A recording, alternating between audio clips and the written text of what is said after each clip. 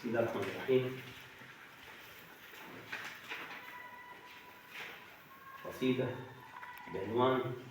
القمران ساطعان. إن جئت تسأل عن شموع لا تكف عن العطاء،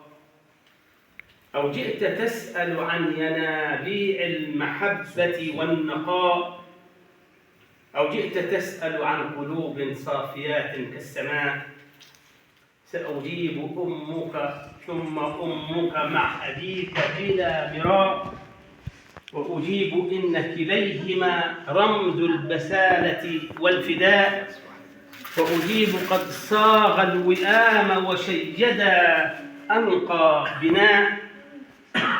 بهما الحياة جميلة وظليلة وبلا عناء، وهما النعيم السرمدي مدى الحياة وفي الفناء، وهما سبيلك للصلاح وللفلاح وللإباء، وهما طريقك للمروءة والحفاوة والوفاء، وهما نجاتك من بلايا الدهر بدءا وانتهاء، وهما خلاصك من عقوق بنيك عند الانحناء، فأبوك أمك فيهما حب وصدق وانتماء، وأبوك أمك للحياة كما المياه وكالهواء، وأبوك أمك حكمة الحكماء رمز الكبرياء، وأبوك أمك بلسم للقلب نور واهتداء، كالشمس ترسل ضوءها للكون تمنحه البقاء،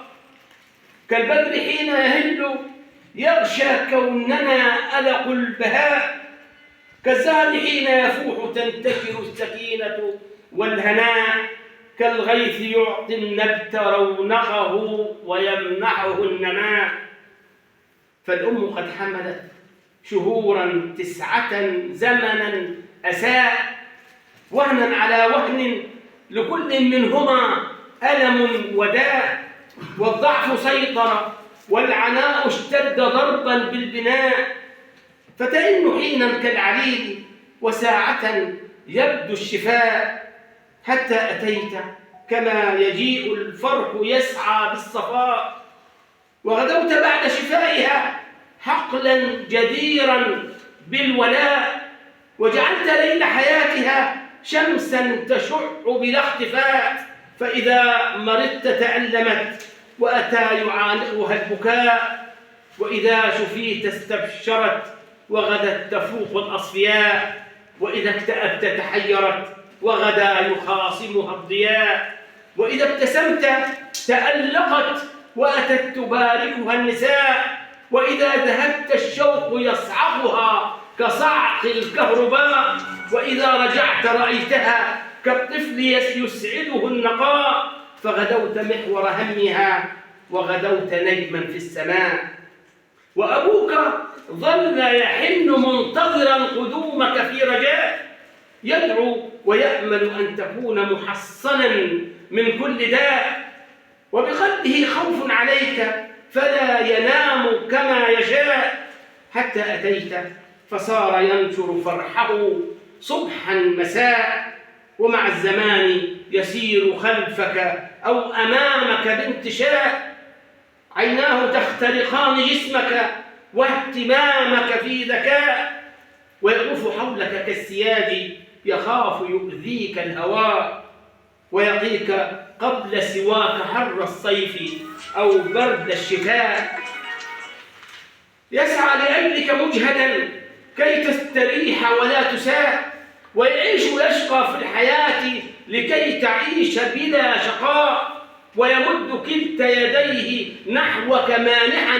كل الأعضاء، ويريد منك تفوقا يعلو سماء الأذكياء، حتى تكون ضياءه إن جاء يحضنه المساء، فأبوك أمك يشرقان على حياتك بالرخاء، بل يسطعان بما يزيدك رفعة كالأثرياء، ويعطران سنين عمرك بالتبرك والدعاء، ودعاء أيهما دعاء مستجاب لا مراء، وإذا أردت تنال مغفرة وعفوا واهتداء فأطعهما حبا وإحسانا وبرا وارتضاء، وأطعهما حتى يقيك الله شر الابتلاء.